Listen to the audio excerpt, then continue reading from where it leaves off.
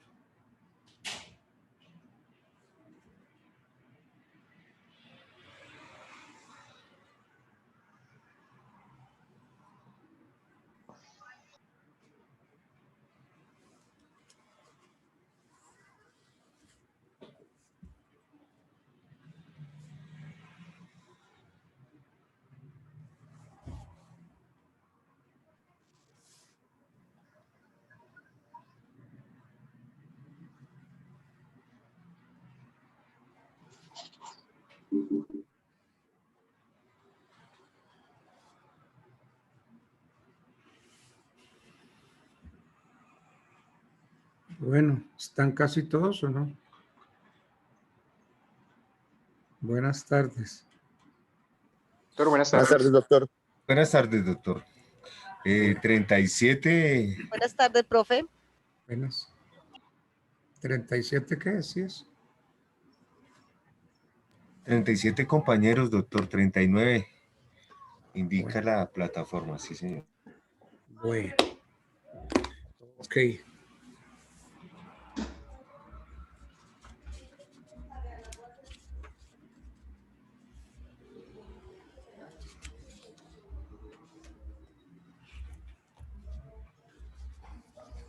Vamos a recalcar hoy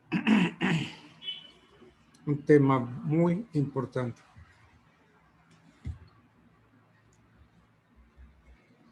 Es el de prescripción de la acción cambiaria.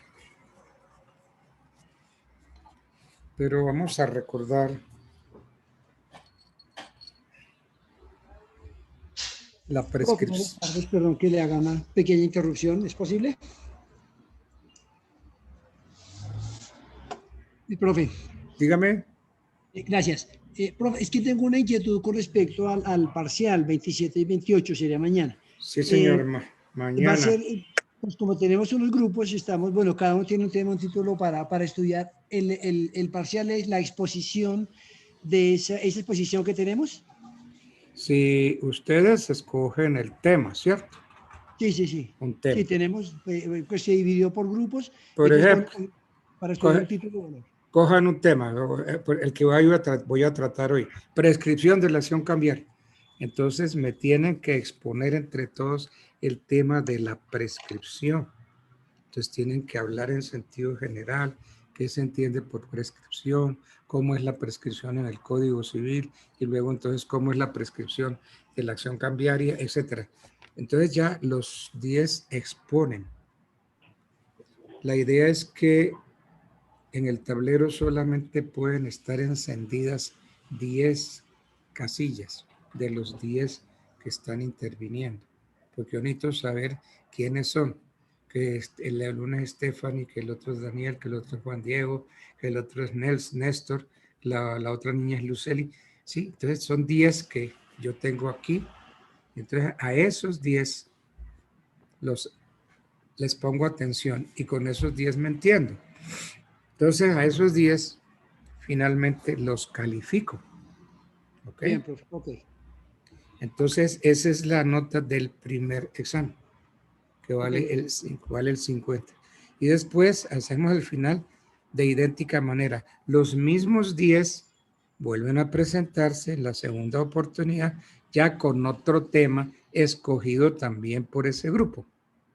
Y así desarrollamos el examen. Entonces sumamos las dos notas y dividimos por 2 y esa es la nota definitiva. ¿Ok? Ok, profe, muchas gracias, perfecto. Sí queda como entendida la cosa. Sí, señor, muy bien, profe, muchas gracias, muy gentil. Bueno, Vale, profe. yo quiero tratar hoy el tema de la prescripción de la acción cambiaria. La idea de prescripción es doble, ya que bien puede suponer un medio para declarar extinguido el dominio. Declarar extinguido el dominio de cosas ajenas. Entonces, ese es un sentido. Un medio para declarar extinguido el dominio de cosas ajenas o para terminar obligaciones válidamente celebradas y exigibles. Tiene pues efectos adquisitivos o liberatorios. En el primer caso, efectos adquisitivos toma el nombre de prescripción de dominio o usucapión. Y en el segundo, el de prescripción de la acción. Por la primera, o sea, la prescripción de dominio o usucapión, por la primera se suple la falta de un título de adquisición. No hay título de adquisición. Entonces, ¿qué tengo? En civil, ¿qué tengo? Posesión. Tengo un término X de tiempo en el cual estoy poseyendo y entonces inicio un proceso de pertenencia, un proceso de usucapión. Entonces, por el proceso de usucapión o el de pertenencia, voy a suplir, voy a sanear la falta del título de adquisición. Y por la segunda, la falta de una prueba suficiente de solución o pago de una obligación. La prescripción se caracteriza por ser una institución de orden público. Esto significa que no se puede renunciar. No se puede renunciar mientras vaya paulatinamente adquiriéndose. Mientras vaya transcurriendo su término de configuración. Pero una vez que ya quede completo el término de prescripción, sí puedo renunciar de modo expreso o tácito. Entonces, si yo llevo ya el tiempo suficiente, estoy en posesión y he probado mi condición de poseedor, entonces, ¿qué me falta? Pues que me den el título. Entonces ya yo puedo renunciar a eso. ¿Por qué? Porque ya ya se configuró la prescripción adquisitiva de dominio usucapión. Entonces, se puede, una vez que quede completa, se puede renunciar de modo expreso o tácito. A efecto de establecer la condición de procedibilidad de la prescripción de dominio, bien vale la pena recordar sus requisitos, sus títulos. Necesitamos un justo título, necesitamos buena fe, necesitamos una posesión quieta, pública, pacífica e ininterrumpida. Cuarto, el tiempo de detentación material señalado en la ley. Y quinto, que la cosa sea prescriptible conforme a derecho. Eso es en cuanto a la prescripción del derecho civil, la prescripción adquisitiva. Ahora, en cuanto hace a la prescripción de la acción cambiaria, debe tener presente que esta obra, porque el acreedor no ejerce contra el deudor sus derechos dentro del término estipulado por la ley para su ejercicio. Entonces, la prescripción cambiaria determina el derecho de una persona y lo sitúa en cabeza de otro. Entonces, ¿cuál sería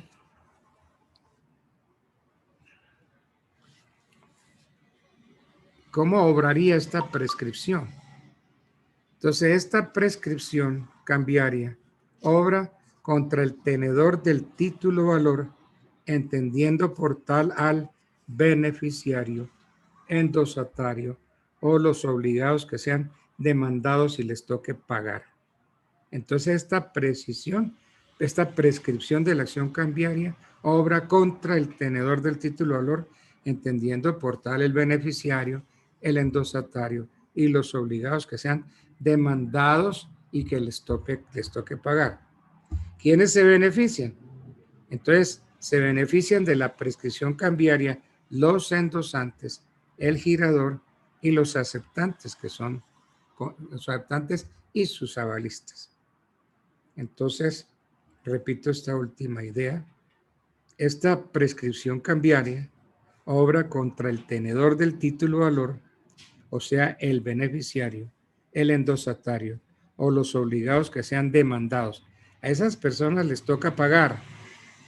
Y entonces, si no se inicia contra ellos una acción, entonces la acción cambiaria prescribe.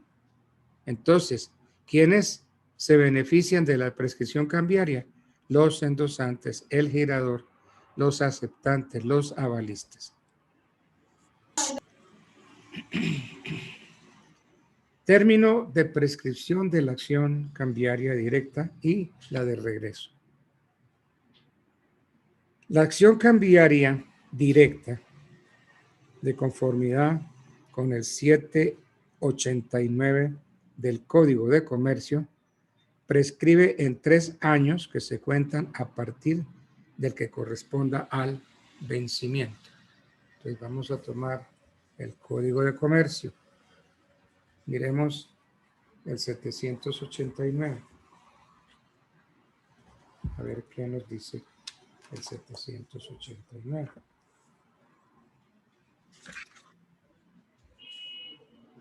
...789 del Código de Comercio. La acción cambiaria directa prescribe en 3 años a partir del día del vencimiento.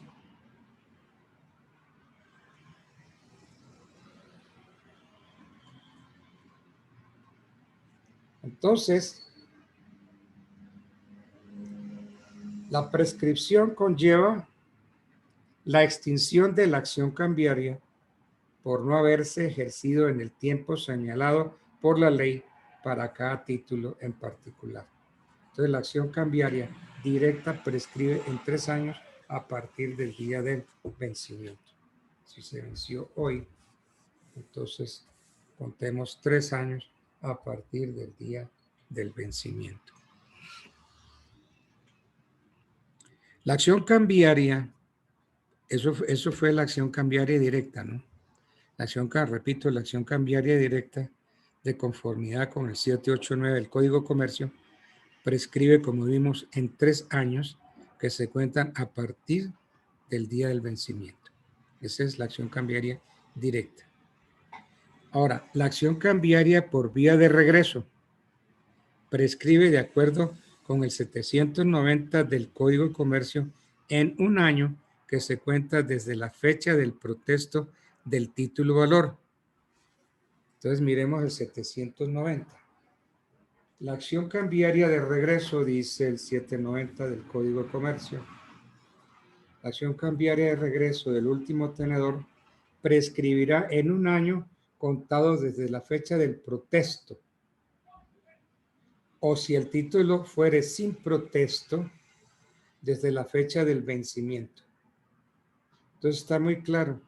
La acción cambiaria de regreso del último tenedor prescribe en 1 año contado desde la fecha en que se protestó. Y si no se protestó, entonces 1 año que se cuenta desde la fecha del vencimiento. Entonces está prescripción de la acción cambiaria directa, prescripción de la acción cambiaria de regreso.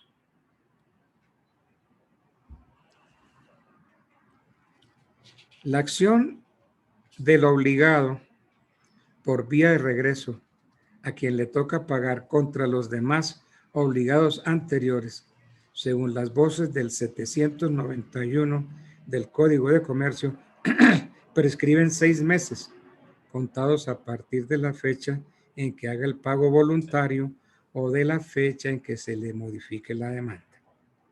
Entonces está clarito. Ese es el término de prescripción de la acción cambiaria directa y la de regreso. Bueno. Doctor, excúseme, ahí usted acaba de mencionar 6 meses desde la fecha del pago voluntario o desde la fecha en que se modifique la demanda. El 791 Esa modificación habla en que de, mire, el 791 habla de la prescripción de regreso contra los otros, no contra el último tenedor, no, sino contra los otros. Dice el 791, la acción del obligado de regresa contra los demás obligados anteriores prescribe en 6 meses, contados a partir de la fecha del pago voluntario o de la fecha en que se le notifique la demanda. ¿Sí? Le notificaron la demanda, le están cobrando, entonces ahí se cuentan 6 meses para prescripción. Esa sería su inquietud. doctor. Esa es la inquietud, Sí. más o menos. Sí, señor, sí, es que escuché mal. Gracias. Bueno, bien. Me interesa ver cómo obra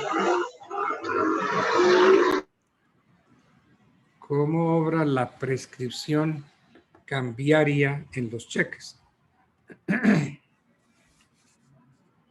Nuestra legislación comercial, dada la fisonomía y carácter del cheque, fijó reglas especiales y particulares para la prescripción de la acción cambiaria que proviene de ellos.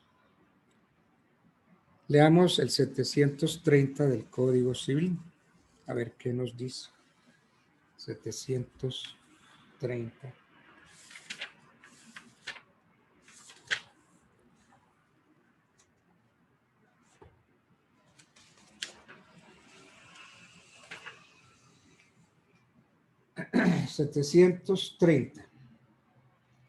Las acciones cambiarias derivadas del cheque prescriben. Las del último tenedor en 6 meses contados desde la presentación. Las de los endosantes y avalistas en el mismo término contados desde el día siguiente a aquel en que paguen el cheque. Entonces, las acciones cambiarias del cheque derivan la del último tenedor en 6 meses y se cuenta desde el día en que presentó el cheque para su cobro. Y la acción cambiaria de los endosantes y avelistas, entonces también prescriben en el mismo término, 6 meses.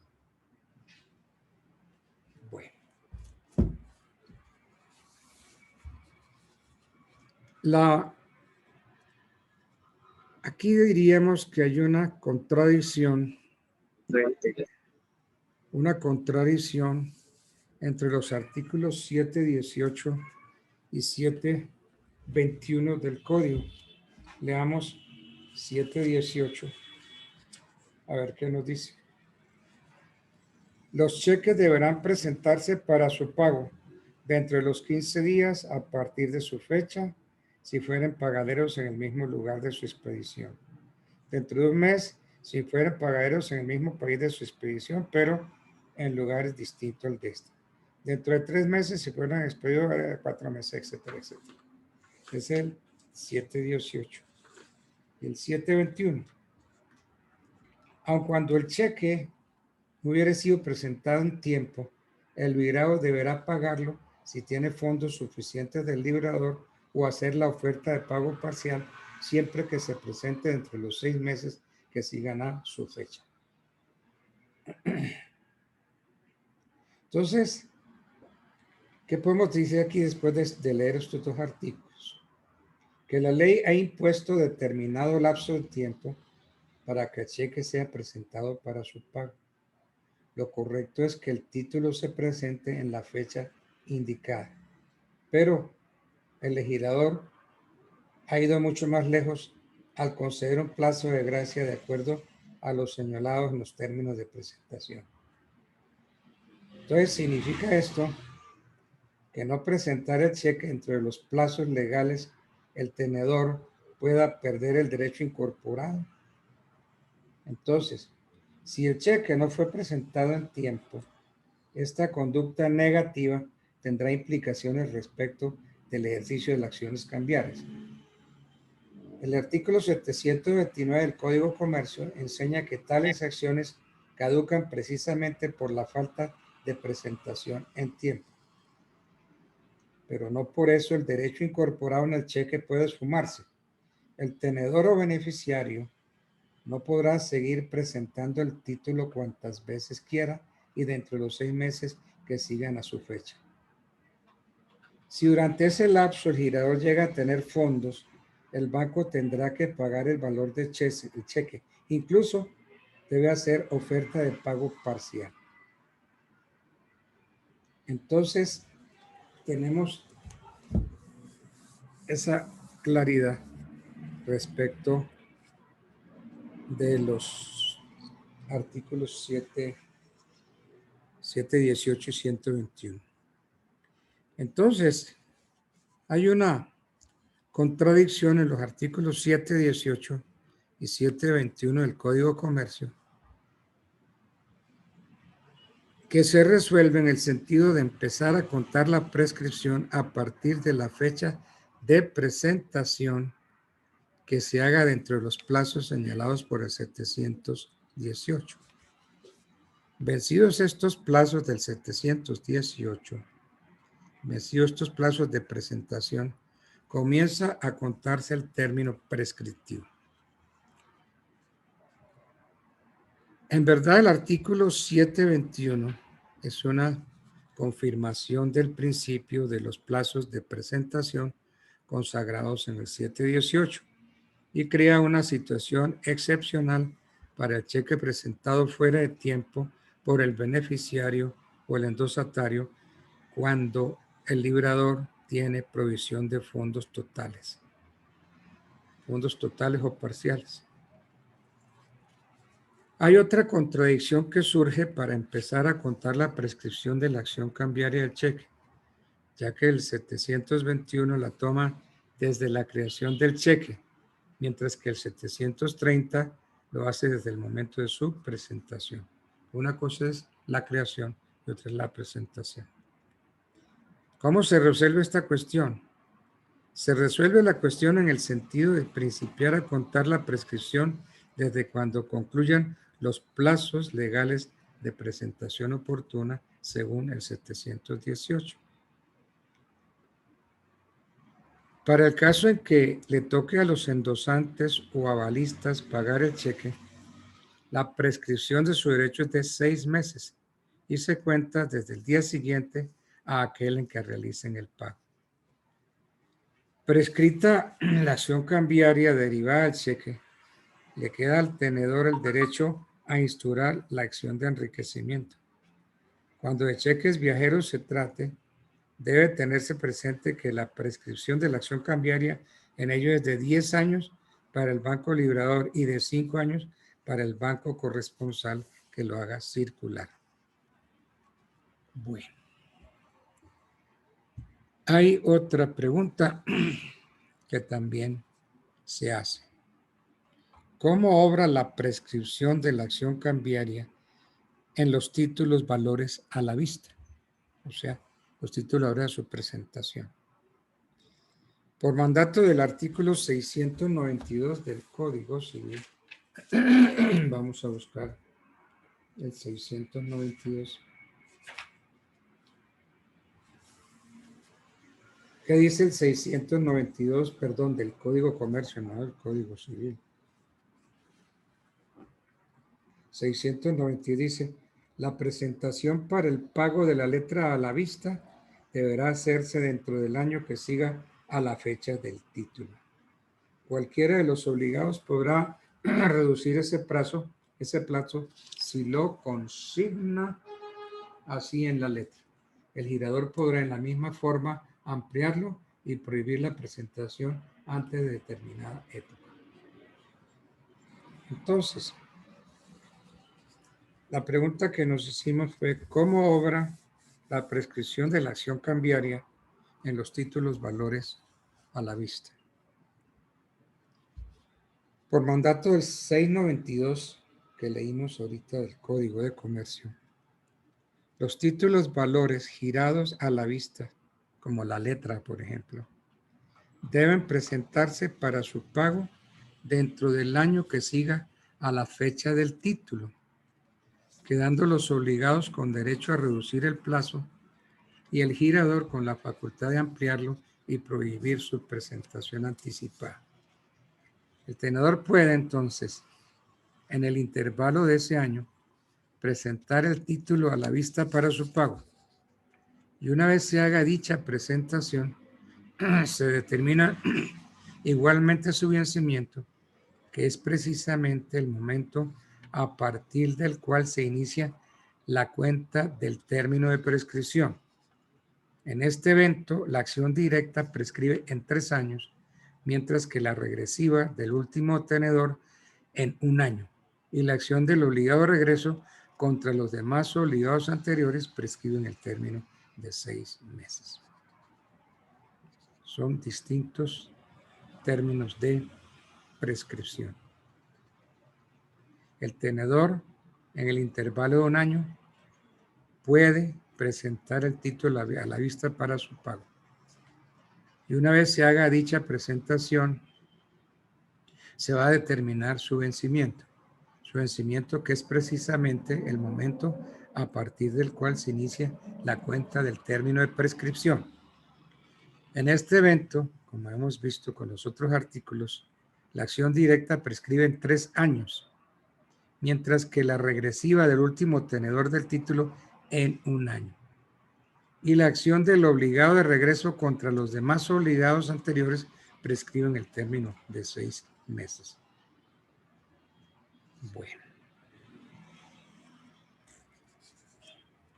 Hay una pregunta que la hacen también con mucha frecuencia. ¿La prescripción es susceptible de suspenderse o no es susceptible de suspenderse?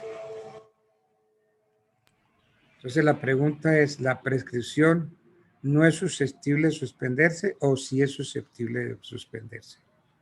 Sí es susceptible, doctor. Bueno, vamos a ver, entonces analicemos. La legislación comercial no tiene una alusión clara sobre este fenómeno, pero debe analizarse el contenido del artículo 806 del Código de Comercio. Miremos qué dice el 806.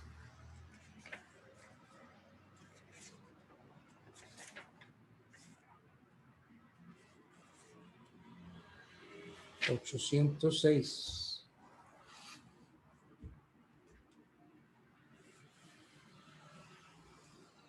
El juez, si el actor otorga garantía suficiente, ordenará la suspensión del cumplimiento de las obligaciones derivadas del título y con las restricciones y requisitos que se señale, facultará al demandante para ejercitar aquellos derechos que solo podrían ejercitarse durante el procedimiento de cancelación o reposición en su caso.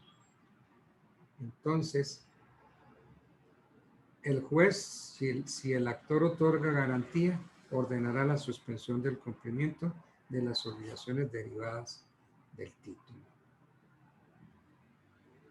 Pero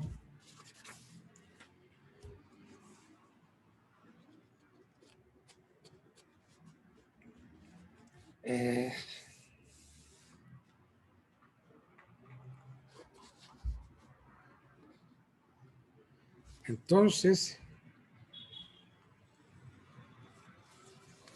pareciera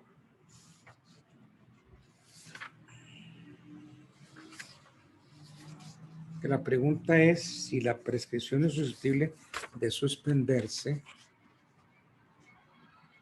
y no la prescripción es susceptible de interrumpirse. Entonces dijimos en la primera pregunta, la prescripción no es susceptible de suspenderse. Dijimos que la legislación comercial no hace una alusión clara sobre este fenómeno, pero que debe analizarse el contenido del artículo 806 del Código, cuyo tenor faculta al juez cuando el actor ofrece y otorga garantía suficiente para decretar la suspensión de las obligaciones emanadas del título y para otorgar al demandante aquellos derechos que solo podrían ejercerse durante el proceso de cancelación o de reposición. No es palmaria la alusión al fenómeno de la interrupción de la prescripción de la acción cambiaria, y si se quiere, solo se refiere a la suspensión de las obligaciones cambiarias. La legislación civil consagra dos preceptos normativos que nos sirven para sostener la tesis de la imposibilidad de suspender la prescripción de la acción cambiaria, dado que entre las prescripciones de largo término y las de periodos menores existe una serie diferencia, ya que las primeras están destinadas a proteger intereses de quienes no tienen capacidad plena, en tanto que las últimas miran al interés de un sujeto capaz. Entonces, de conformidad con lo anterior, los términos de la prescripción no se suspenden para ninguna de las partes. Y viendo a un tratadista, así lo ha sostenido el profesor Manuel Argañarás, cuando comentó: la suspensión no es, pues, sino un punto de detención, por lo que puede decirse con toda exactitud que así como la suspensión jamás es interruptiva, la interrupción nunca es suspensiva de la prescripción. Muy interesante lo que Doctor, dice una pregunta. este profesor Argañarás o Argañarás. Sí, dime. Doctor, en este caso, la acción de la acción cambiaria, si, si se efectuaran pagos parciales, ¿no interrumpiría la prescripción?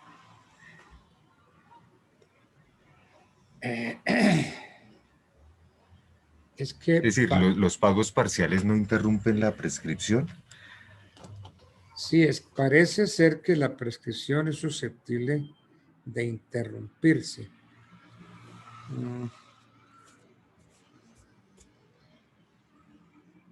Miremos, creo que de eso trata el 792 del Código.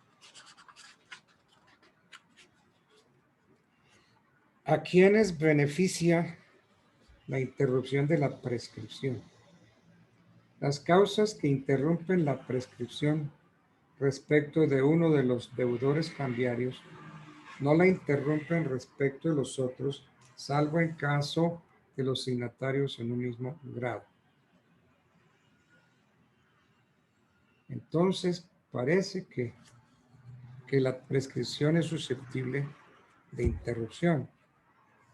Entonces, el 792 que acabamos de leer y que dice que las causas que interrumpen la prescripción respecto de los deudores cambiarios no la interrumpen respecto de los otros. Entonces, de esta disposición del 792, yo diría que se deducen dos asuntos de suma importancia.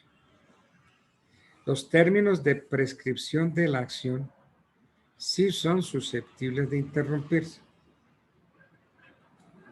Las causas de interrupción de la prescripción son personales, esto es, los motivos a favor de uno de los deudores cambiarios no tiene eficacia respecto de los demás. Ahora bien, es posible que por vía de excepción las causas de interrupción de la prescripción sean aplicables a otros deudores cambiarios siempre y cuando los prescribientes y los deudores sean signatarios en el mismo grado, tal como lo reza la parte final del 792. En razón a que, como lo consagra el 632, cuando dos o más personas suscriban un título o valor en un mismo grado, como giradores, endosantes o avalistas, se obligan solidariamente. Entonces, la prescripción es susceptible de interrupción. Muchas gracias, doctor. No, señor. Pero aquí sale otra pregunta. ¿Puede renunciarse la prescripción de la acción cambiaria? Es decir, tiene que ver con los derechos. Si ya los adquirí, pues como que sí, según el artículo 15 del Código Civil. Una cosa es estar en vía de adquirir o perder algo por la prescripción. Una cosa es estar en vía de adquisición de un derecho o perderlo por la prescripción. Esto es durante el transcurso del tiempo que señala la ley. U otra bien distinta es haberse extinguido ya la obligación por efecto del cumplimiento del término, del tiempo. En el primero de los eventos, es decir, cuando apenas se configura el fenómeno prescriptivo día a día, la prescripción de la acción cambiaria no puede renunciarse. ¿Por qué? Porque no constituye un derecho adquirido. Un derecho adquirido. Miren qué dice el Código Civil por allá, creo, si mal no estoy, en el artículo 15. Esas son las cuestiones generales de derecho que dice el artículo. Dice, artículo 15, Código Civil.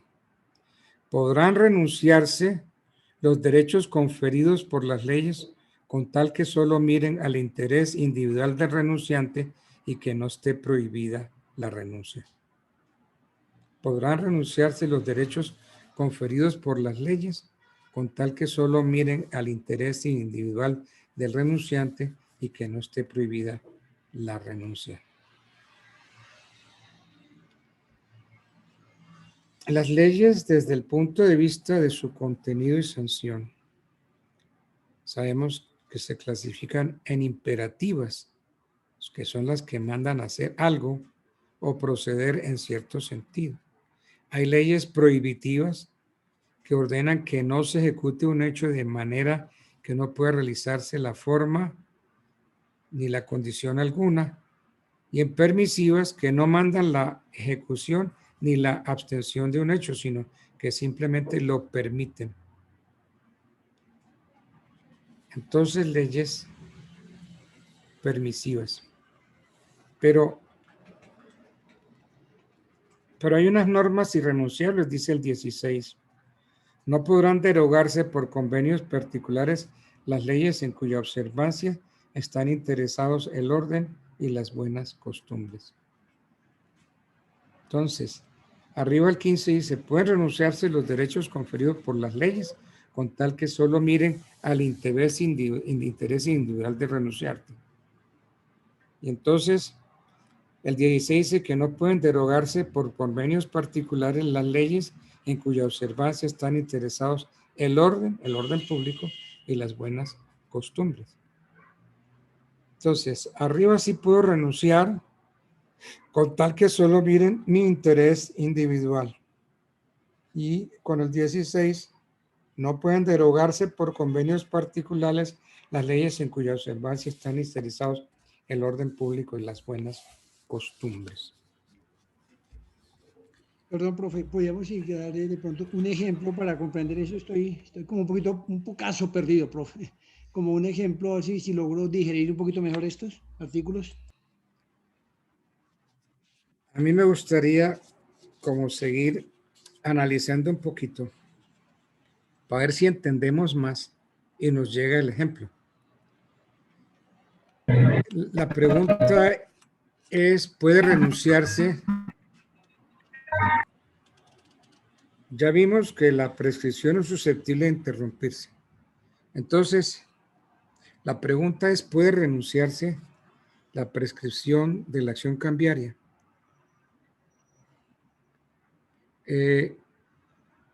Una cosa, yo había alcanzado a decir, que una cosa es estar en vía de adquisición de un derecho o perder algo por la prescripción.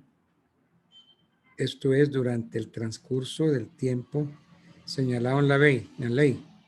Otra distinta es haberse extinguido ya la obligación por efecto del cumplimiento del término.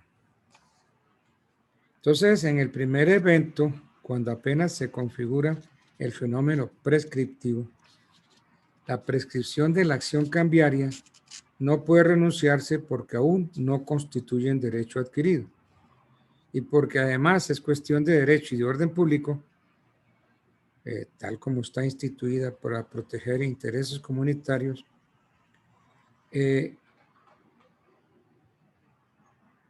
que derechos que tienen que permanecer individuales lo hace irrenunciable.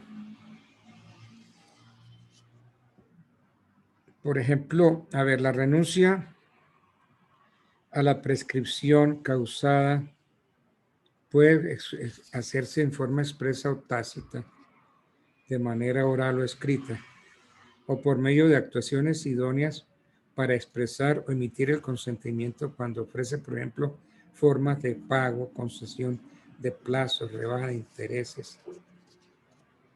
Entonces,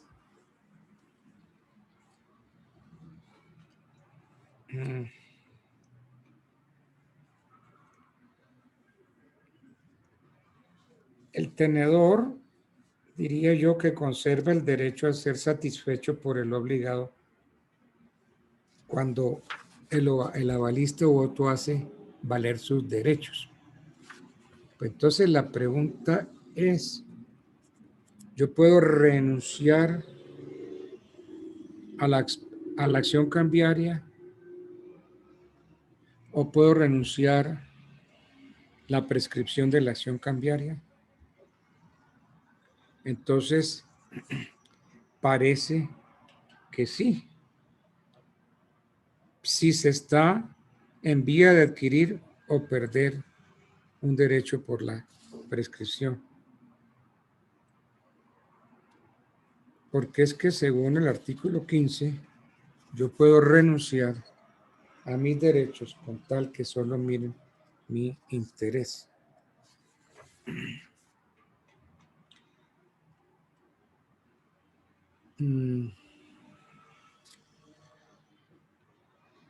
Entonces, ¿cuál fue la pregunta para ver si yo me ubico?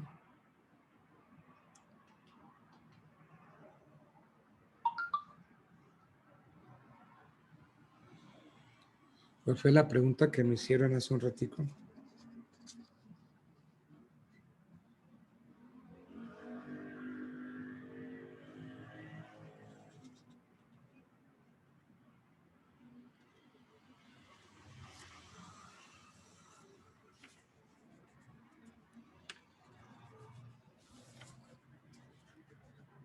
Bueno, aquí,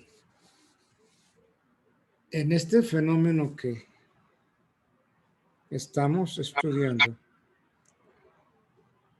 cabría preguntarse en qué consiste la caducidad de la acción cambiaria. Porque es que estamos hablando de prescripción. Y entonces yo diría que son susceptibles de prescribirse las obligaciones que han nacido. Las obligaciones que han nacido son susceptibles de prescripción.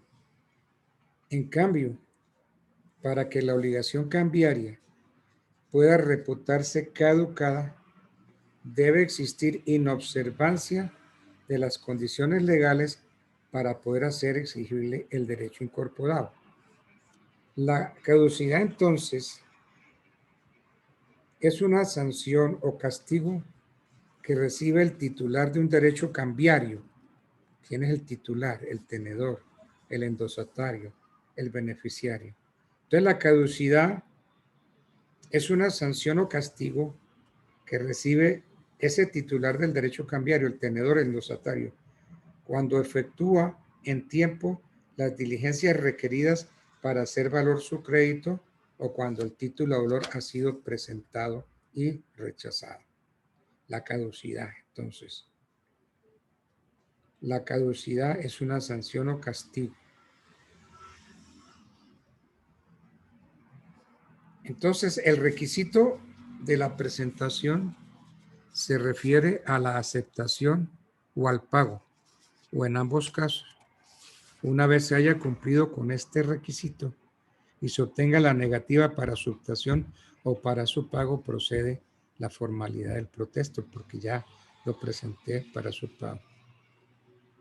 Entonces, cumplidas las exigencias mencionadas, o sea, presentación en tiempo, surge la obligación cambiaria al plano de la exigibilidad.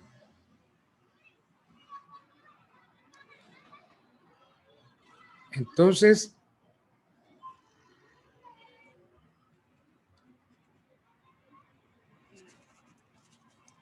no compartimos esa tesis que pretende ver en las obligaciones cambiarias ante la ocurrencia de la caducidad una condición, puesto que solo es una norma de procedibilidad.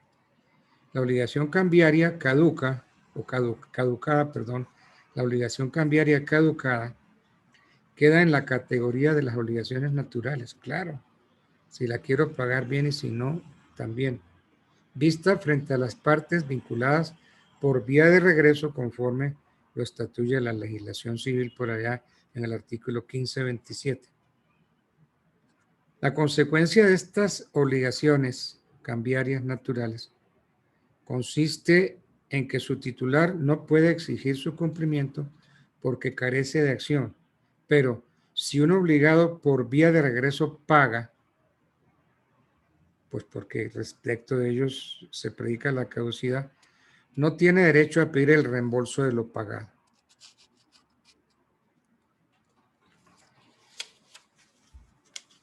Para explicar esto, tendríamos que decir que si observamos la legislación comercial en su artículo 721, nos encontramos con un clásico ejemplo de título de valor que no es presentado en tiempo, pero cuyo pago se autoriza pese a la extemporaneidad, sin que el cuentacorrentista pueda impugnar el pago ni repetir por ello.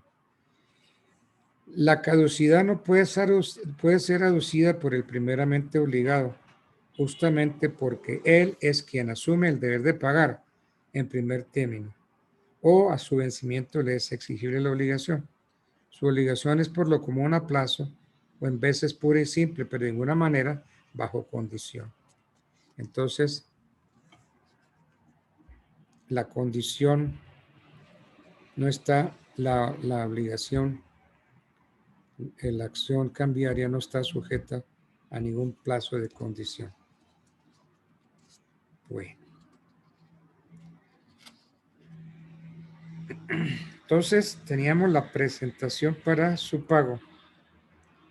Y entonces queda la del protesto. Entonces, si no se presenta en tiempo para su pago y si no se protesta en tiempo, tenemos el fenómeno de la caducidad de la acción cambiaria. Entonces, la acción cambiaria de regreso caduca por no haber sido presentado el título en tiempo para su aceptación o para su pago. Y segundo, por no haber levantado el protesto conforme a la ley.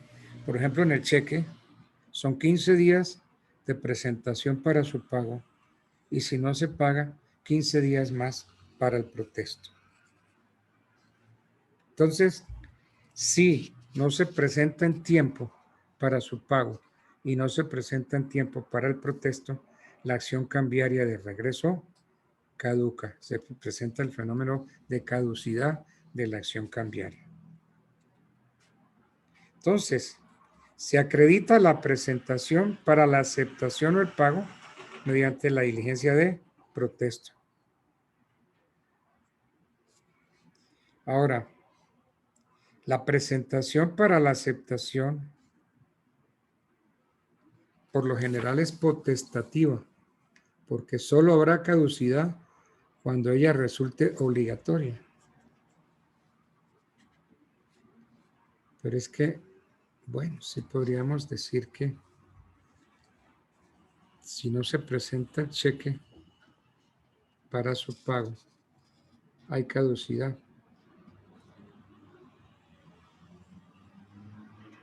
¿Qué reglas especiales hay para la caducidad de la acción cambiaria en el cheque? Miremos el 721 del Código de Comercio.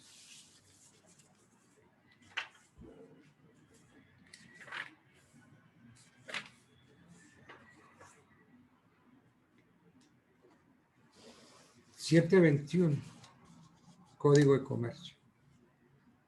Aun cuando el cheque no hubiera sido presentado en tiempo, es decir, en los 15 días para su pago, el librado deberá pagarlo si tiene fondos suficientes del librado o hacer la oferta de pago parcial siempre que se presente dentro de los 6 meses que sigan a su fecha. Entonces, yo tengo 15 días para presentar el cheque para su pago. No lo presento entre los 15 días para su pago, lo presento pasados los 15 días. Entonces, el 721 me dice, el librado deberá pagarlo si tiene fondos suficientes del librador. Y vamos a pensar que el cheque es por 1.000.000 de pesos y solamente hay 700,000 pesos. Entonces, el banco debe hacer oferta de pago parcial. Y todo esto, el banco puede pagarlo si se presenta dentro de los 6 meses que sigan a su fecha. Es decir, no se presentó en los 15 días y pasados los 15 días, si hay plata y lo vuelve a presentar, el banco tiene que pagarlo. Y si no está la plata completa, el banco tiene que ofrecer pago parcial. Pero eso tiene que hacerlo el beneficiario del cheque, el tenedor, dentro de los 6 meses, porque si no, entonces hay prescripción de la acción cambiaria.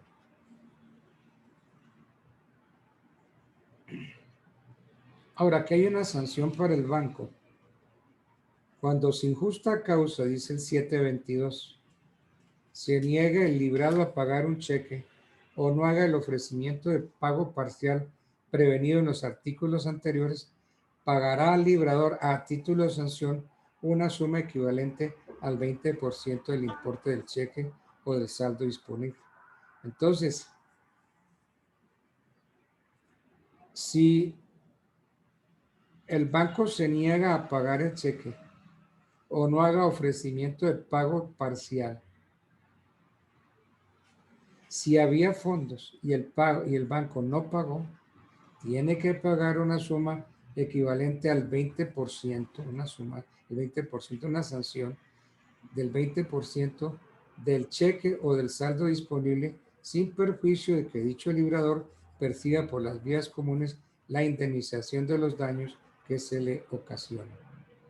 Entonces, el 20%, la pregunta que se hace uno, ese 20% es una sanción o es el cobro de los perjuicios. Entonces yo diría que no es el cobro de los perjuicios, sino que debe pagar como sanción porque el banco tenía fondos y no pagó. Entonces tiene que pagar como sanción el 20% del valor del título. Pero el interesado puede mandar al banco y reclamarle los perjuicios.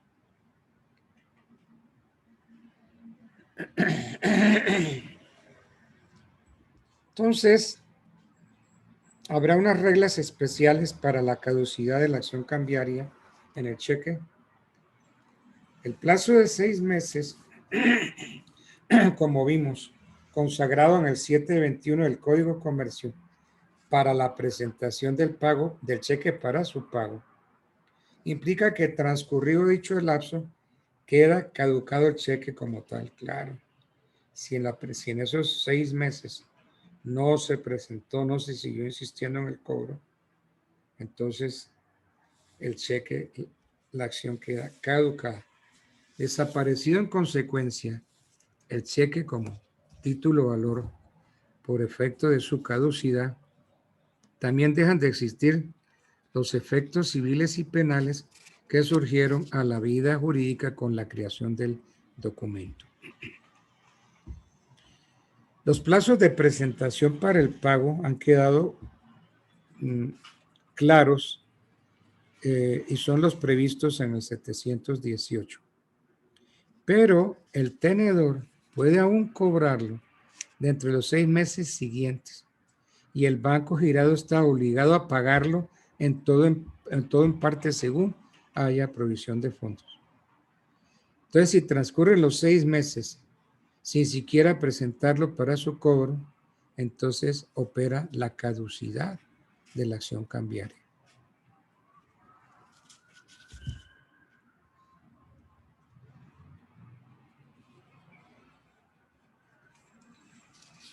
Bien.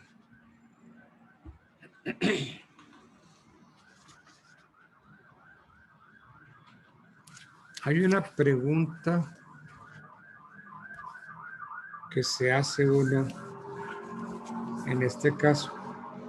¿El término de caducidad se puede ampliar, renunciar o reducir? ¿El término de caducidad se puede ampliar, reducir o renunciar? Sí. Estudiando el caso, la respuesta sería afirmativa. Esto quiere decir que el término de caducidad puede ser ampliado, disminuido y hasta renunciado. El 680 del Código de Comercio, miremoslos el 680 del Código de Comercio, dice 680, dice: las letras pagaderas a cierto día después de la vista deberán presentarse para su aceptación dentro del año que siga a su fecha, a menos que el girador amplíe dicho plazo o prohíba su presentación antes de determinada época. Cualquiera de los obligados podrá reducir el plazo consignándolo así en la letra. Entonces, este artículo 680 del Código de Comercio establece en el caso de las letras de cambio que son pagaderas a un día cierto después de la vista, que su presentación para la aceptación debe hacerse dentro del año que siga su fecha, a menos que el girador amplíe el plazo o prohíba su presentación antes de esa fecha. Y el 681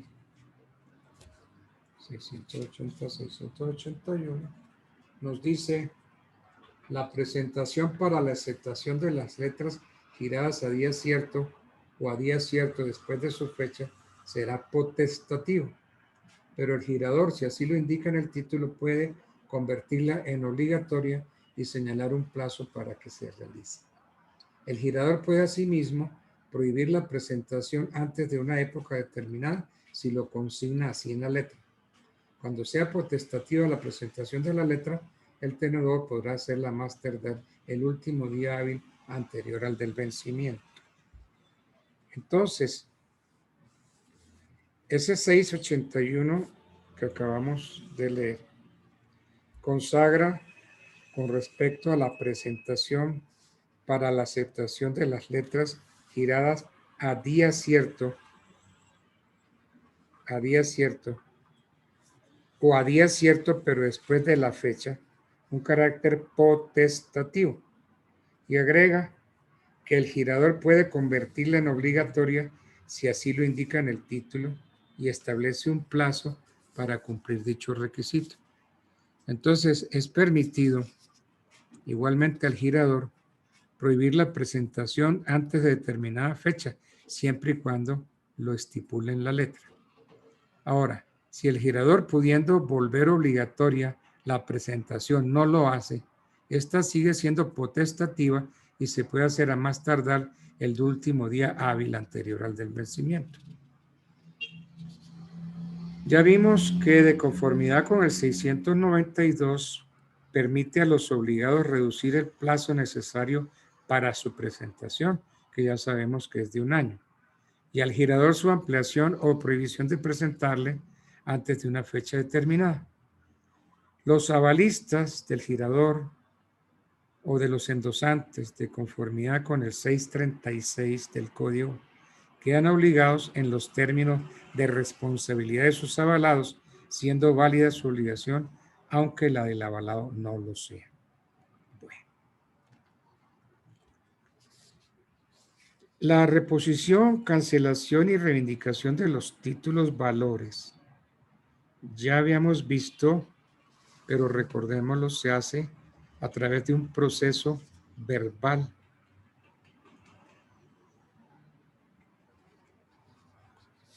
¿En qué consiste la reposición de un título y en qué casos procede?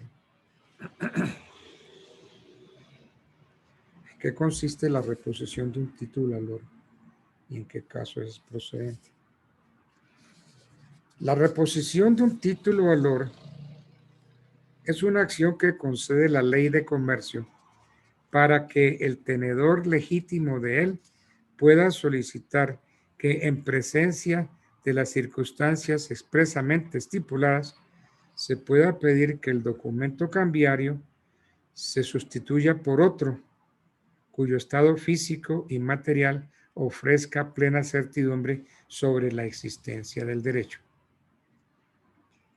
Para pedir la reposición del título valor, el tenedor puede aducir su deterioro o destrucción, siempre que de esa manera no pueda seguir circulando o se encuentre cercenado. El 802 del Código de Comercio consagra de modo expreso la acción de reposición, pero advierte que para ello es menester que subsistan los datos necesarios para su identificación. Entonces, en ese evento, el tenedor tiene derecho a exigir judicialmente que se reponga el título a su costa si lo devuelve el principal obligado.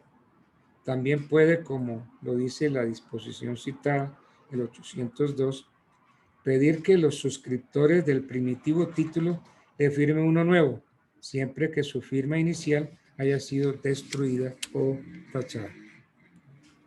Doctor, una pregunta respecto a esto.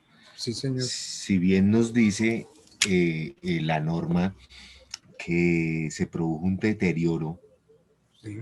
o una destrucción en la práctica, doctor, con todo respeto, de pronto, en cuanto a su experiencia, ¿qué pruebas podría uno aducir en calidad de litigante en el caso de que el título se destruyó? No hay indicio documental para presentarle al juez.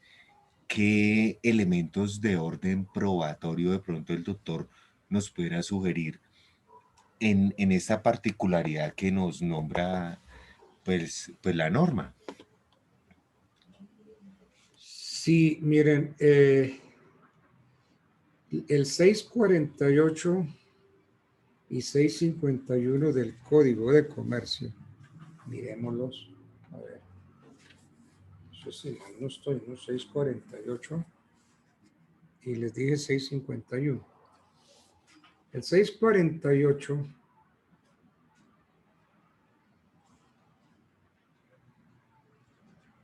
sí.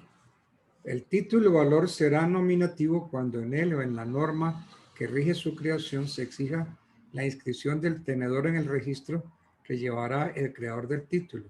Solo será reconocido como tenedor legítimo quien figure a la vez en el texto del documento y en el registro de este. La transferencia de un título nominativo por endoso dará, bueno, etcétera, etcétera, ¿no? Entonces, dice el 641, el título de valor será nominativo. Entonces, ¿qué títulos pueden ser nominativos? Entonces, la ley, a diferencia de lo que sucede con los títulos valores al portador, donde se requiere la presencia de una norma que lo autorice, en el caso de los títulos nominativos, basta simplemente la existencia de una norma que los prohíba, lo que presume la posibilidad de que exista una amplia gama de esta modalidad. Entonces, los títulos nominativos se registran, se llevan a un registro especial. Y entonces, si el título nominativo se ha perdido, porque si se ha deteriorado, pues entonces adjuntamos el título deteriorado. Pero si se ha perdido, si lo han hurtado, entonces le pido uno al juez que oficie a la sociedad donde está registrado para que la sociedad emita un nuevo título. ¿Sí? ¿Por qué? Porque ese título está en registros en la sociedad. Y entonces se hace uno nuevo.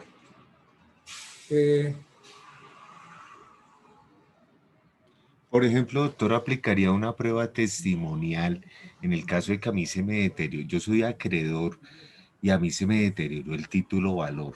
Desapareció, por ejemplo, se me inundó mi vivienda. Ante la inundación, pues el papel se desintegró por completo. Sí, una prueba testimonial me serviría para acreditar esa obligación ante el deudor.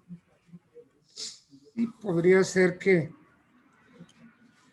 pues el testimonio siempre es prueba, ¿no? Entonces, si no tengo cómo demostrar que el título se deterioró, porque si se lo hurtaron, lo robaron, hay que formular la denuncia penal.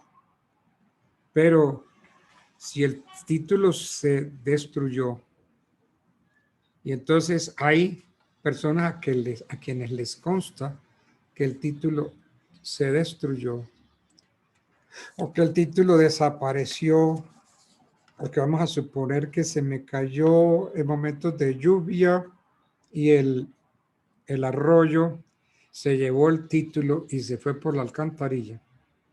Entonces, la norma es clara y dice: quien haya sufrido el extravío, hurto, robo, destrucción total de un título valor nominativo o a la orden, podrá solicitar la cancelación y en su caso la reposición. Por ende, entonces, tendríamos que aceptar el testimonio como prueba, porque es que ¿qué otra prueba tengo? Tengo las personas a quienes les consta que el cheque se cayó, que se lo llevó el arroyo y se fue por la alcantarilla. Entonces, hubo ahí destrucción total. No es que se extravió, no lo hurtaron, no lo robaron, hubo destrucción de un título. Entonces, la norma dice que yo puedo solicitar la cancelación de este y la reposición. Entonces, si el título es de esos nominativos, entonces yo puedo solicitarle a la sociedad que me reponga uno.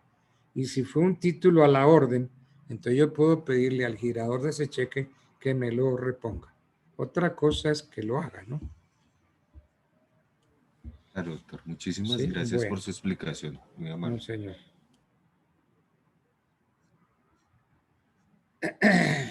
Bueno,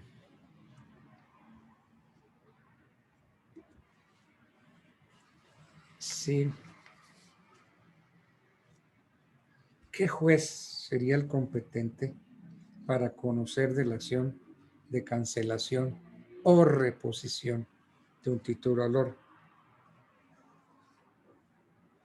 Entonces, por las reglas generales del procedimiento, tenemos que llegar a la conclusión que el juez del domicilio del demandado o el del lugar en que éste deba cumplir las obligaciones que el título le impone es el competente para conocer.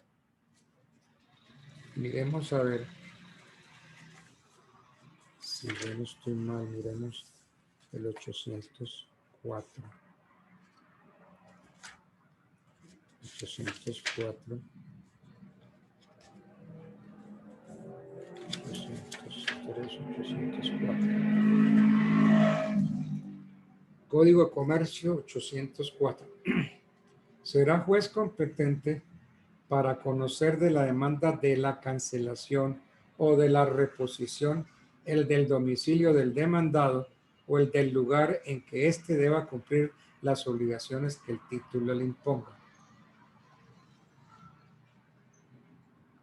No obstante, en caso de pérdida del certificado de depósito o del bono de prenda, cuando se pierde pues certificado de depósito, la superintendencia bancaria, previa comprobación del hecho, ordenará al almacén general la expedición de un duplicado en el cual aparezca visible esta circunstancia. El interesado prestará caución a satisfacción del mismo almacén para responder de los perjuicios que puedan derivarse de la expedición del duplicado y que devolverá el título primitivo al almacén en caso de que se recupere. Bueno.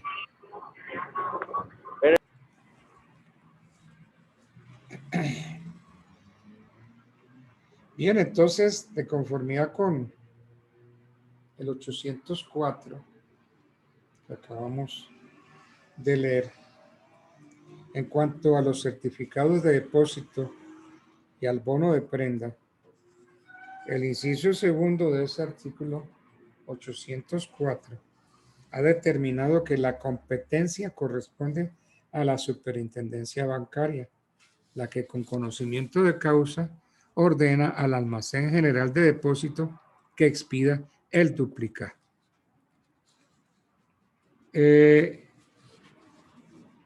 Entonces ya sabemos quién es el juez competente para conocer de la cancelación o reposición de un título o valor. La demanda se presenta ante el juez. Y Perdón, ahí, doctor, sí, excúseme que lo interrumpa. señor. Independientemente de la cuantía, Sí, porque es que no explica, qué buena pregunta es la suya, no aclara el 804 la cuantía. Parece que entonces la competencia es por el negocio. Dice será juez competente para conocer de la demanda de cancelación o de la reposición el del domicilio del demandado o el del lugar en que éste deba cumplir las obligaciones que el título imponga. Entonces, el artículo está el verbo en imperativo, porque estamos hablando, el 804 está dentro del capítulo reposición, cancelación y reivindicación de los títulos valores. Entonces, se dice pues que quien sufra esto puede solicitar la cancelación y la reposición. Entonces sabemos que esto se hace es a través de un proceso judicial. Y entonces, o sea que hay que demandar. Entonces el 804 nos dice, será juez competente para conocer de la demanda de cancelación o de la reposición el del domicilio del demandado. No nos dice aquí pues, cuál es el valor del cheque, cuál es la cuantía del negocio, ¿no? Será juez competente para conocer de la demanda de cancelación o de la reposición el del domicilio del demandado. Y que cuando hay pérdida de un certificado de depósito o de un bono de prenda, entonces la superintendencia es la que tiene que ordenar al almacén general la expedición de un duplicado. Entonces, la demanda, pues como toda demanda, debe contener los datos necesarios para la identificación del documento y si se trata de reposición y cancelación, se acompañará un extracto de aquella que contenga los datos y nombre de las partes. Y en el auto emisorio se ordena la publicación una vez que dicho extracto ha sido identificado. Entonces, no hay nada que hacer. El juez competente es el del domicilio del demandado. Ahora,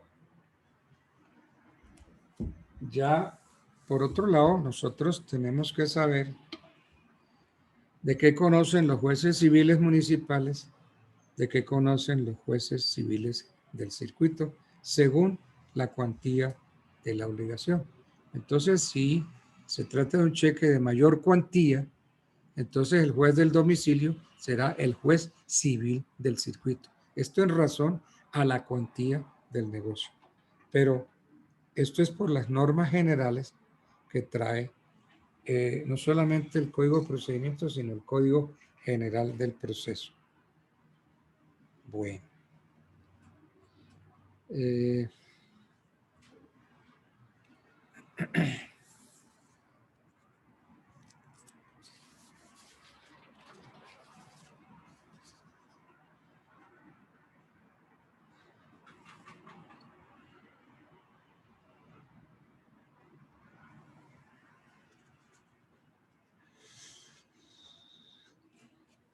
Ahora,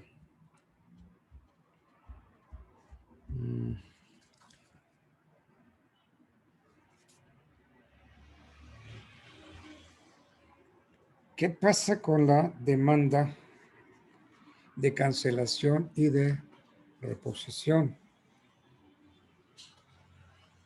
Si el titular del derecho cambiario no está en condiciones de poder exigir su cumplimiento por causa del deterioro o de la destrucción total o parcial, extravío, hurto o robo del documento.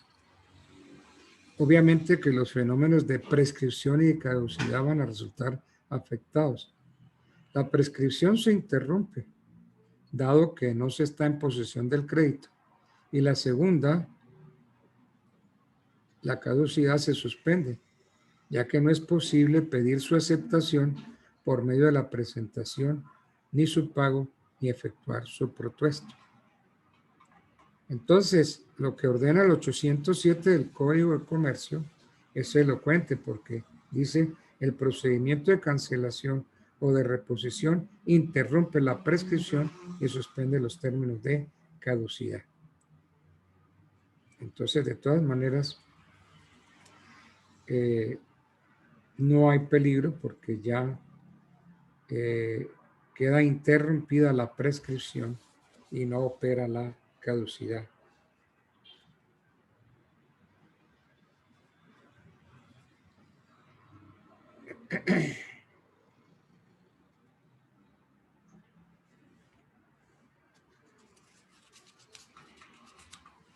A ver, ¿qué actitud puede, estoy pensando, qué actitud puede tomar el demandado una vez se le dé traslado de la demanda? Entonces, el 808 del Código de Comercio dice: transcurridos 10 días después de la fecha de publicación y vencido el traslado al demandado, si no se presentare oposición, se dictará sentencia que decrete la cancelación o la reposición, a menos que el juez considere conveniente decretar pruebas de oficio. Entonces, en el trámite está muy claro.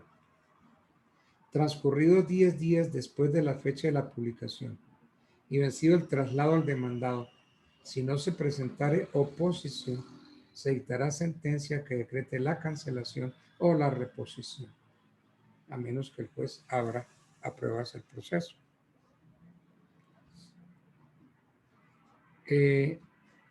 Entonces, el 808 establece pues muy clarito que si transcurre más de 10 días, transcurridos 10 días después de la fecha de la publicación, y especialmente de la notificación de la demanda, sin que el demandado haya formulado oposición, el juez puede optar por decretar pruebas de oficio o a dictar sentencia de cancelación, porque así lo dice. Si no se presentare oposición, se dictará sentencia que decrete la cancelación o la reposición, a menos que el juez considere conveniente decretar pruebas. Entonces, si transcurren más de los 10 días de la notificación de la demanda sin que se haya formulado oposición por los demandados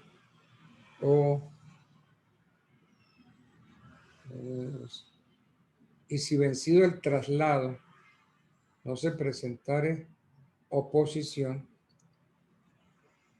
el juez puede entonces optar entre decretar pruebas de oficio o proceder a dictar sentencia de cancelación o de reposición.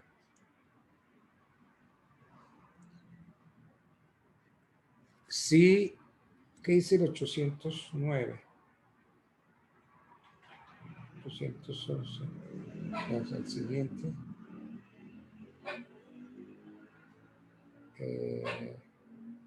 Tendríamos que ver el decreto 2282 del año 89.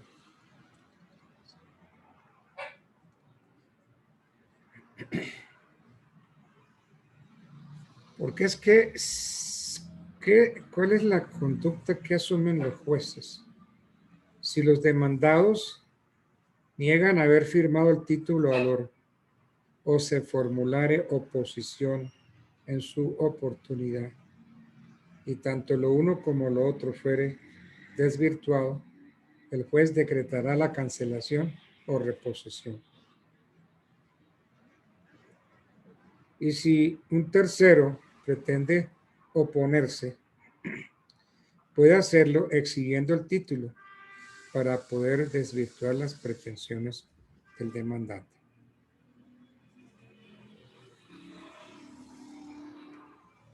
Para efectos de determinar en qué momento queda ejecutoriada la sentencia de cancelación o reposición de un título o valor.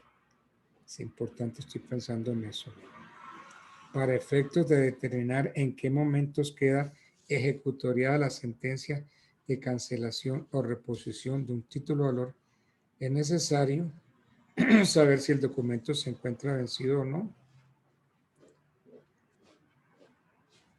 Entonces, creo que esos son los términos que establecía el 811, que quedó subrogado con el decreto 2282-89. Entonces, ese artículo sentó las reglas sobre este asunto. Si el título ya está vencido al momento de dictarse la sentencia, la ejecutoria ocurre 10 días después de su notificación. Si el título o valor no es exigible todavía por encontrarse su plazo pendiente, se cuenta la ejecutoria los 10 días después del vencimiento del título. Y se dicta sentencia y esa sentencia es apelable en el efecto suspensivo. Es lo que yo recuerdo de mi ejercicio profesional. Bueno.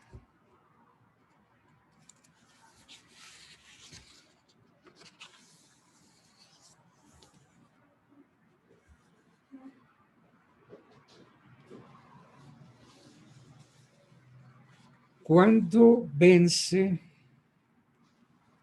el nuevo título o valor cuyo original ha sido cancelado o repuesto?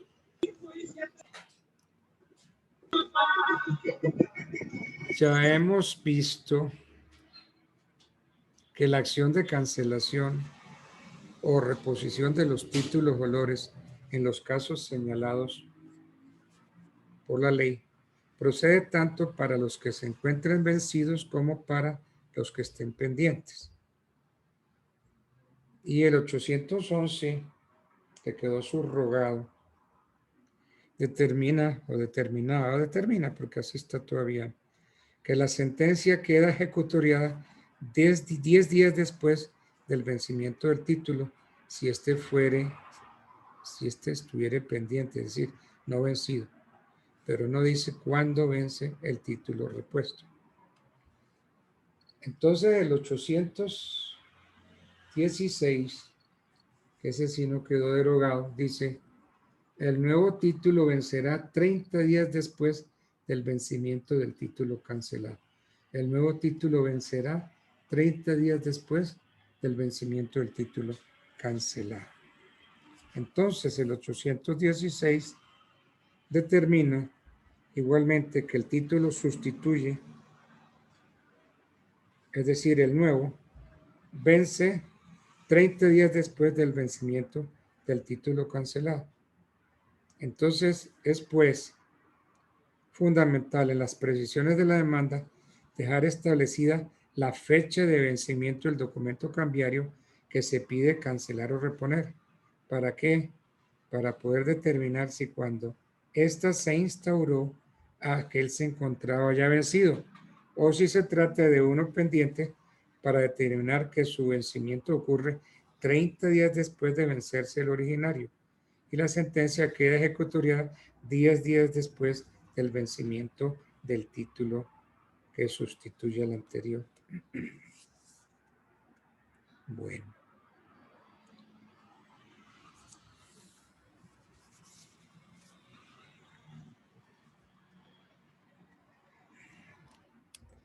Los títulos al portador pueden ser cancelados.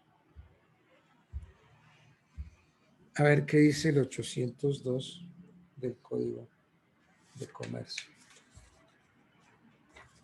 Si un título o valor se deteriorare de tal manera que no pueda seguir circulando o se destruye en parte, pero de modo que subsistan los datos necesarios para su identificación, el tenedor podrá exigir judicialmente que el título sea repuesto a su costa si lo devuelve al principal obligado. Igualmente tendrá derecho a que le firmen el nuevo título los suscriptores del título primitivo a quienes se pruebe que su firma inicial ha sido destruida o tachada. Entonces, los títulos valores al portador pueden ser repuestos por deterioro o destrucción de conformidad, como vimos en el artículo 802 del Código de Comercio. En cambio, no pueden ser cancelados. Eso está muy clarito en el artículo 818 del Código de Comercio. Dice, los títulos al portador no serán cancelables. Entonces, los títulos al portador no pueden ser cancelados. Así lo dispone el artículo 818 del Código de Comercio. Los títulos al portador no serán cancelables. Como la cancelación procede por los mismos motivos expuestos en el artículo 803, ¿cuáles son los motivos del 803? Extravío, hurto, robo, destrucción total de un título al valor nominativo o a la orden. Entonces, quien haya sufrido el extravío, hurto, robo, destrucción total de un título al valor puede solicitar la cancelación de este y en su caso la reposición. Entonces, como la cancelación procede por los motivos expuestos en el 803 que acabamos de leer, es claro que la naturaleza de estos documentos cambiarios destinados a circular de mano en mano sin interesar su tenedor no permiten su cancelación. Máxime si quien los exhibe ejerce sobre ellos la debida posesión del derecho y queda legitimado para su ejercicio. Entonces, tan evidente es esta afirmación del 802, 803, que el artículo 668 del Código de Comercio dispone y dice, la simple exhibición del título legitimará al portador y su tradición se producirá por la sola entrega. Bueno. Doctor, una pregunta. Sí, señor. Doctor, a mí me surge una inquietud respecto a este artículo, respecto a la simple exhibición del título. Yo no soy una persona que preste dinero y gracias a Dios tampoco me hizo la necesidad de pedirlo prestado. Pero, doctor, o sea, refiriéndonos a la práctica, ¿cuáles son las formas continuas o a qué formularios debemos remitirnos para elaborar pues un título o valor que no sea realmente fiable al momento de un proceso?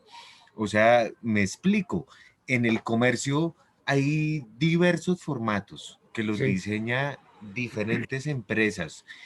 En la práctica, ¿usted qué nos sugiere? ¿Diseñarlo nosotros mismos, ceñidos al Código de Comercio, a la enseñanza que usted nos está dando en esta asignatura? ¿O de pronto hay un formato de una empresa fiable, por ejemplo Minerva, por ejemplo otra que pues yo me he visto obligado a comprar para elaborar contratos de arrendamiento, formas Nissan? Eh, es decir, ¿qué nos sugeriría usted en ese aspecto? ¿A qué formato remitirnos? O si lo diseñamos mejor nosotros, a nuestro criterio y enmarcados obviamente dentro de la legalidad que usted nos está impartiendo. A ver, yo fui jefe de redacción de legislación económica. Por el tiempo que estuve en legislación económica, y pues no es propaganda, me pude dar cuenta de que allí se estudian las leyes, pero a fondo, y los códigos también. De modo que cuando legislación saca algún artículo, por ejemplo, legislación económica, es decir, hacen un análisis de las últimas disposiciones y leyes. Esos análisis son muy juiciosos. Sí, por favor, que cerraran. ¿Por qué no cierran eso? Noreidi, por favor. Bien, entonces, legislación, cuando saca un modelo, lo saca después de haber estudiado todo a fondo. Entonces, sobre un modelo de legislación, yo no tendría dudas al respecto, como nunca en verdad los he tenido. Yo he utilizado los formatos de legislación y los utilizo a ojo cerrado, porque son de una perfección y de una responsabilidad increíbles. Y lo digo porque fui jefe de redacción, porque trabajé en legislación económica. Me acuerdo, por ejemplo, cuando el doctor José Granada quiso titular el Código de Comercio. Por Dios, en ese estudio de la titulación artículo por artículo, estuvimos todos los abogados de legislación económica metidos en ese asunto. De modo que, y además tiene asesores. Entonces yo diría, pues me atrevo a hablar por legislación porque es lo que conozco, que un modelo de legislación económica es perfecto. Ahora, no obstante, vale la pena coger el modelo e ir revisándolo contra la ley, a ver si está bien lo que dice o no. Entonces, ese sería mi recomendación, porque a veces de verdad que no tiene uno tiempo para sentarse a hacer un contrato y si lo hace de pronto lo hace incompleto o de pronto dice uno cosas que no son. Entonces un formato de legislación es un formato pero de verdad creíble, porque sí intervinieron juristas y esa línea la siguió Legis. Y Legis es perfecta en eso. Muy amable, doctor. Incluso después de haber salido de legislación, muchas veces tuve que acudir por un llamamiento especial a estudiar X o cual problema de legislación. Y había gente como el doctor Garzón, Carlos Garzón, un hombre, pero un ducho en todo. Y ese no me dejaba tranquilo. Me llamaba cada vez que había algún problema. Y yo siempre acudí, hasta que pues dejaron de llamarme, ya no me volvieron a utilizar. Tal vez por inservible o algo así. Bien, ese sería mi consejo, ¿no? Pueden utilizarlo. Claro que sí, doctor, gracias. En la práctica se ve mucho, un contrato de arriendo, listo, va y compra una proforma y la llena y justamente y se rige y un contrato de compraventa, promesa de compraventa, pues se compra ese, se llenan las partes y corre, porque se lleva a la notaría, lo revisan con escrituras para correr, por ejemplo, el caso de una escritura, y pues hasta ahora no he escuchado que rechacen el primero. Entonces, sí, yo considero que pues son aceptables, pues por lo que el profe nos acaba de ilustrar. Sin embargo, ha habido algunos docentes de los que nos han explicado, los cuales los ven con desdeño. Entonces, pienso que es también como el punto de vista de cada, en este caso, de cada profesor, porque hay los que realmente desdeñan esas formas. No, que eso no está, eso es sin valor, eso no tiene oficio. Pero realmente yo me he puesto a revisar algunos, tratar de mirar los códigos y revisar si están en concordancia y pues uno encuentra que sí.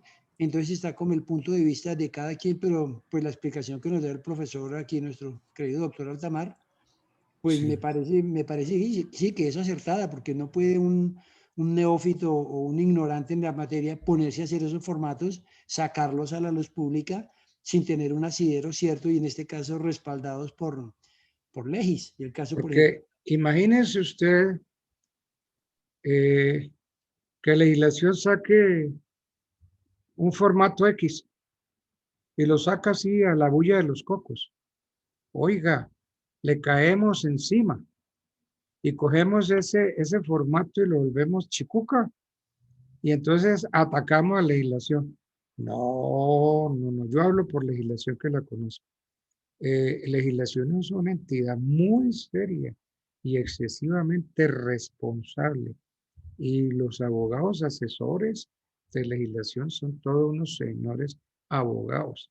Y los que trabajan o hemos trabajado allí, hemos trabajado a conciencia. Y yo me acuerdo muchas veces haber consultado a jueces y magistrados para una determinada cláusula, por ejemplo, ¿no? Y, en fin, hacer un documento en legislación no es así a la bulla de los cocos. Claro, no sé, respeto las experiencias que hayan podido tener otros profesores que así, sin juicio alguno, dicen, no, no, no, eso no sirve, eso es basura, eso no sé qué. Pues no sé de pronto a qué documentos se refieran. Yo me atrevo a creer, por ejemplo, que no solamente Legis, sino Leyer, por ejemplo. Leyer es otra entidad muy seria, muy responsable. Y así hay algunas, ¿no?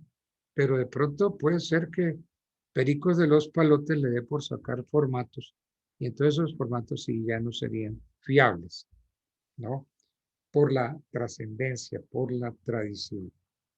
Bien, bueno. eh,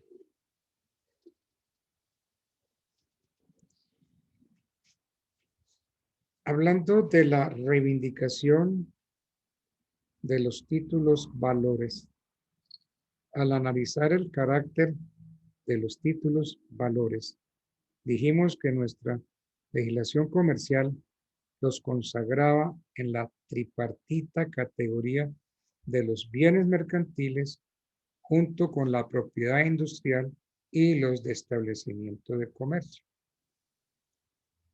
Estos títulos envuelven un derecho real.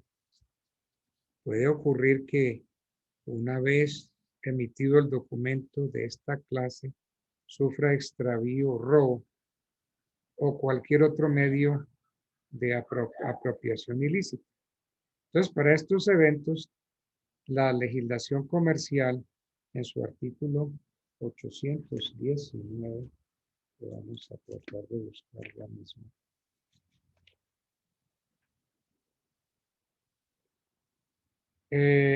Establece la acción reivindicatoria. 819.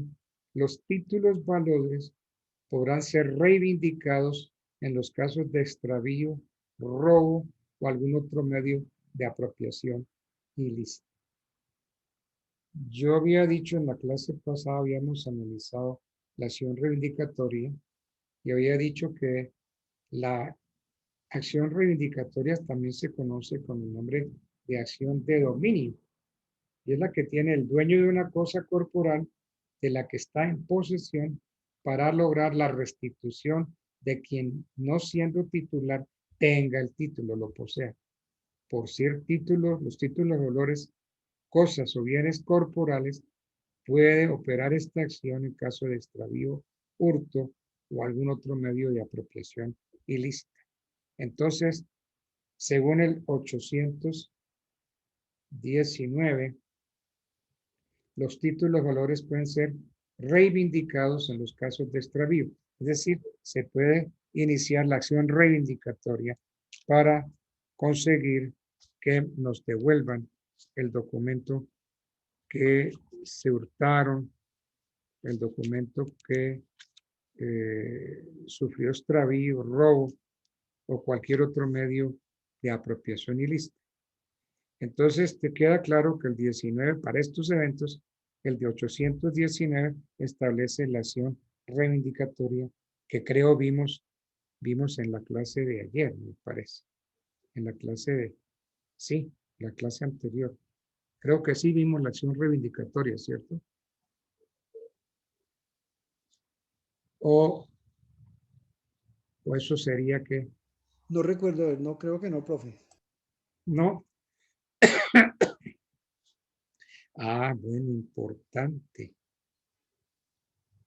Entonces, ese artículo 819 dice que los títulos valores podrán ser reivindicados en los casos de extravío, robo o cualquier otro medio.